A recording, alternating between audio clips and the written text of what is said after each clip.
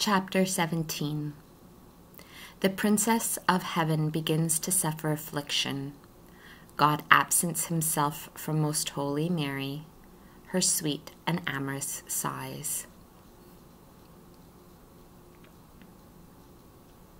The Most High, who, in his infinite wisdom, dispenses and regulates the welfare of his beloved ones according to weight and measure, resolved to exercise our heavenly princess with some afflictions adapted to her age and state of childhood. Though she was always great in grace, he wished by this means to increase her glory. For entirely filled with grace and wisdom was our child Mary. Nevertheless, it was befitting that she should learn by experience and thus make advancement and understand better the science of suffering, which only experience can bring to its ultimate perfection and thoroughness. During the brief course of her tender years, she had enjoyed the delights of the Most High and his caresses, and of the angels and of her parents, and in the temple, the tender love of her teachers and of the priests, because in the eyes of all of them, she was most gracious and amiable. It was now time that she should commence to know all the good she possessed in another light and by another knowledge, namely, the one which is acquired by the absence and privation of the good, and that she make use of it for the practice of those virtues which arise from comparison between the state of favors and caresses with the state of dereliction, aridity, and tribulation. The first affliction which our princess suffered was that the Lord suspended the continual visions which he had so far vouchsafed her. So much the greater was the sorrow occasioned her thereby, in proportion as it was a new and unaccustomed experience, and in proportion as the treasure thus withdrawn was high and precious.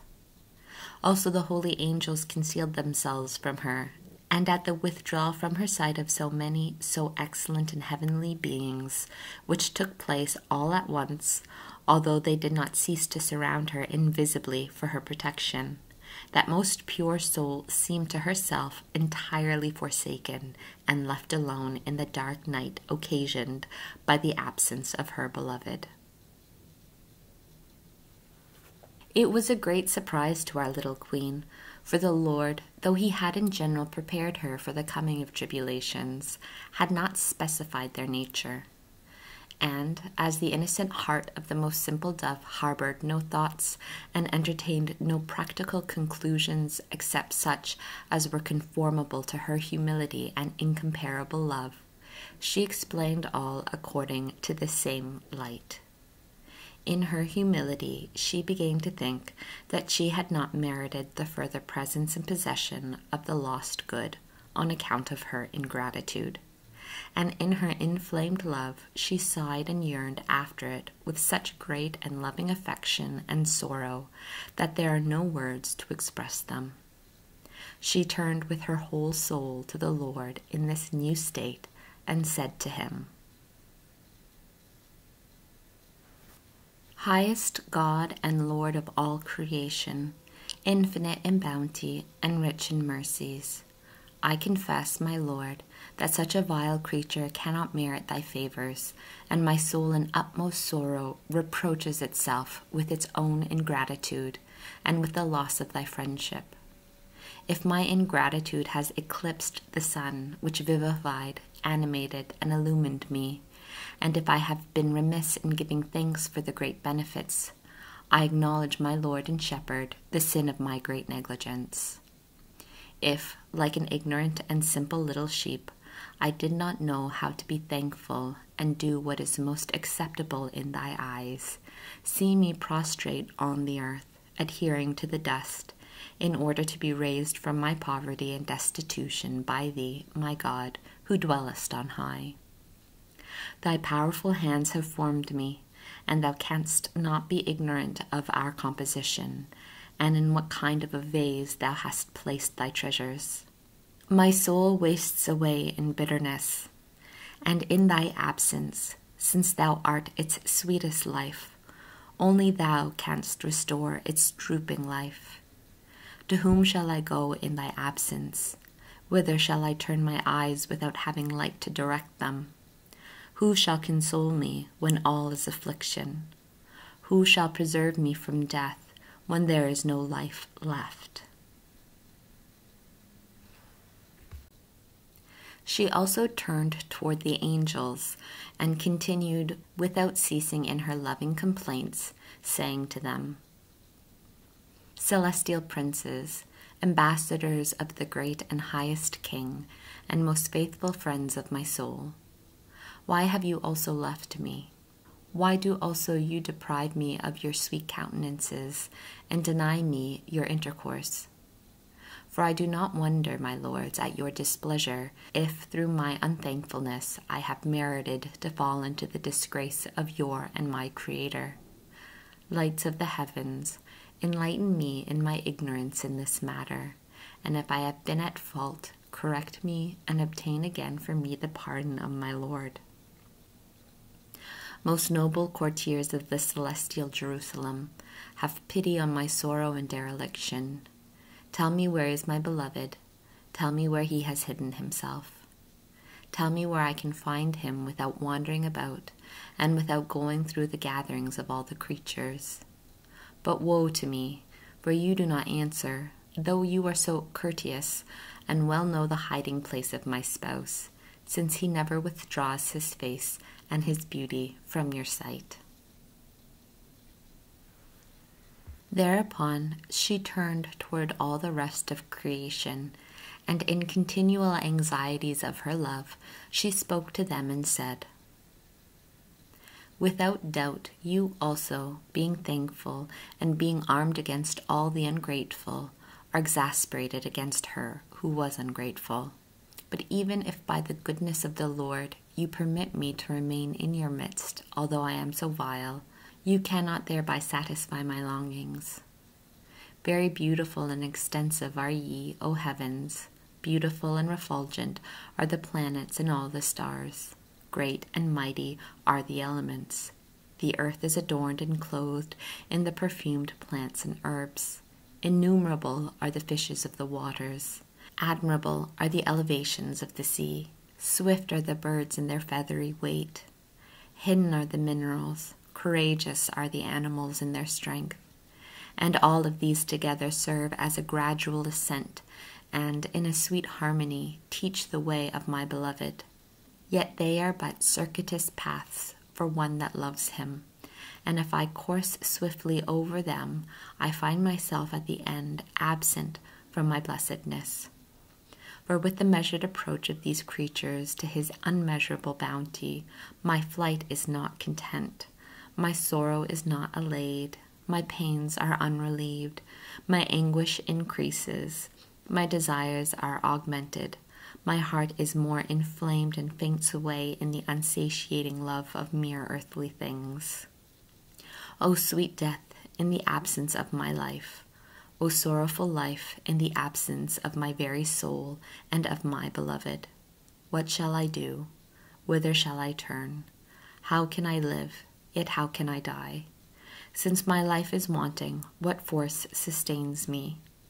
O all you creatures, that with your ever-renewed existence and perfections give me such tokens of my Lord, attend and see whether there is a sorrow like unto my sorrow.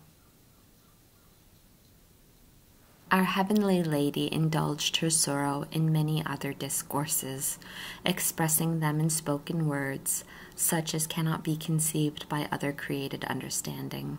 For she alone possessed the wisdom and love properly to estimate the meaning of the absence of God in a soul, since she alone had known and enjoyed his presence in its highest beatitude.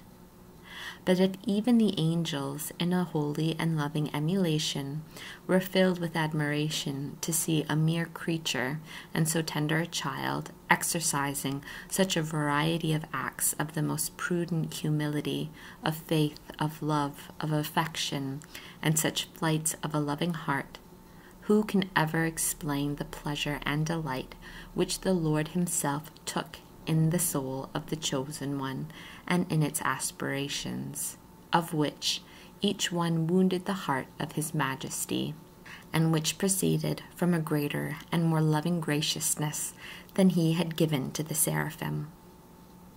And if they all together, being in the continual presence of the divinity, could not exercise or imitate the example given by the most holy Mary, nor fulfill the laws of love so perfectly as she in the absence and concealment of her God, what was the complacency of the most holy Trinity in this creature? This is a mystery hidden to our littleness, but it is meet that we worship it in wonder and admire it in all reverence.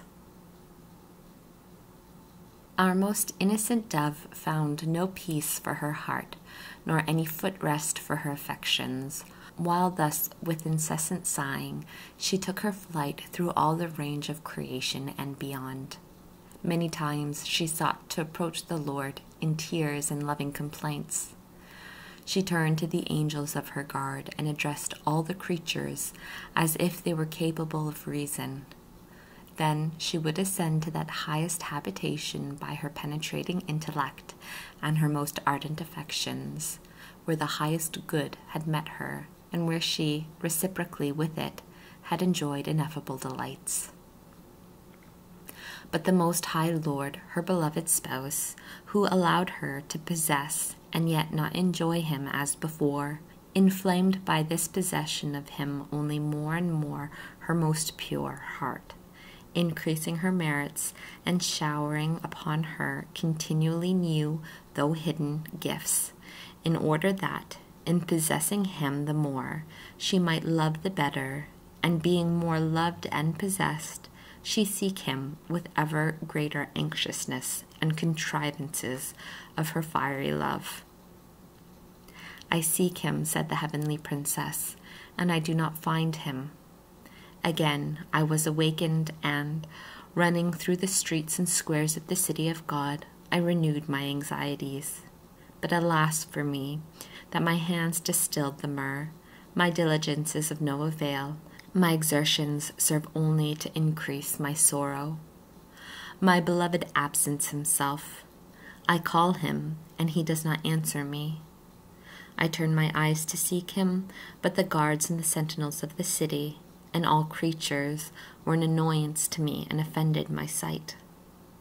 Daughters of Jerusalem, holy and just souls, you I beseech, you I supplicate, if you meet my beloved, tell him that I am faint and that I am dying with love.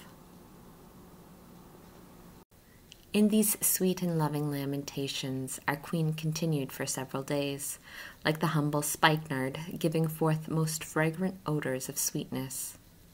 But the Lord remained unmoved by her anxieties, and secreted himself in the hidden recesses of her most faithful heart. The divine providence, for its greater glory and for the superabundant merit of his spouse, protracted this conflict in such a manner that it continued for some time, though not very long. In the meanwhile, our heavenly Lady suffered more spiritual torments and anxieties than all the saints together. For she gradually began to be alarmed by the fear of having lost God and fallen into disgrace on account of her own faults. And no one can estimate or know, except the Lord himself, what and how great was the grief of that burning heart, which had known how to love so much. To weigh this grief belongs to God alone, and in order that she might feel it in its fullest extent, she was left by God to the overwhelming anxiety and fear of having lost him. Instruction which my Lady and Queen gave me. My daughter, all goods are estimated according to the appreciation in which creatures hold them, in so far they value them as they know them to be good. But since there is only one true good, and all the others merely fictitious and apparent, it follows that only the highest good is to be appreciated and recognized. Then only shalt thou give him true appreciation and love, when thou shalt enjoy and esteem him above all created things. By this appreciation and love will also be measured the sorrow of losing him, and from this thou canst understand somewhat my sentiments at the time when the eternal God absented himself from me, leaving me in my fears, lest perhaps I had lost him through my own fault. There is no doubt that many times the sorrows of this anxiety and the force of love would have deprived me of life if the Lord himself had not preserved it.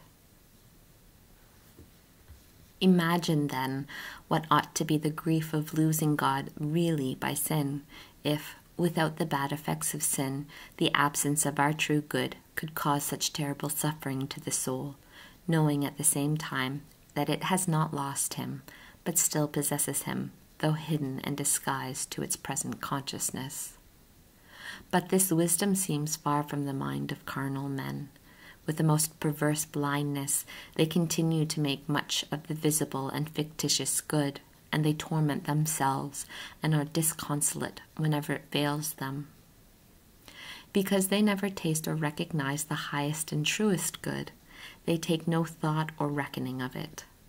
And although my most holy Son has brought a remedy for this dreadful ignorance contracted by the first sin, by meriting for men faith and charity, thereby affording them the possibility of knowing and experiencing to a certain extent the good, which they never have experienced.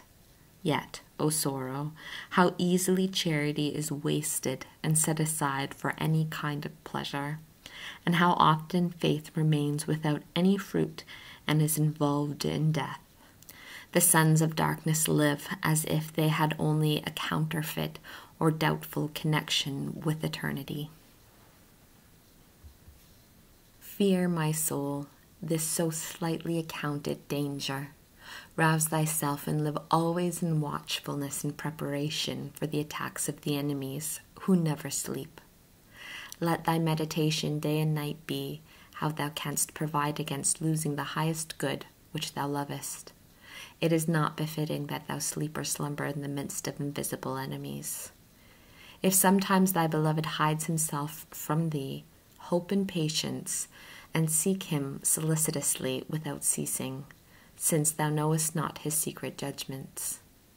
For the time of his absence and temptation, provide thyself with the oil of charity and good intention, so that it fail thee not in time of necessity, and that thou mayest not be rejected with the foolish and negligent virgins.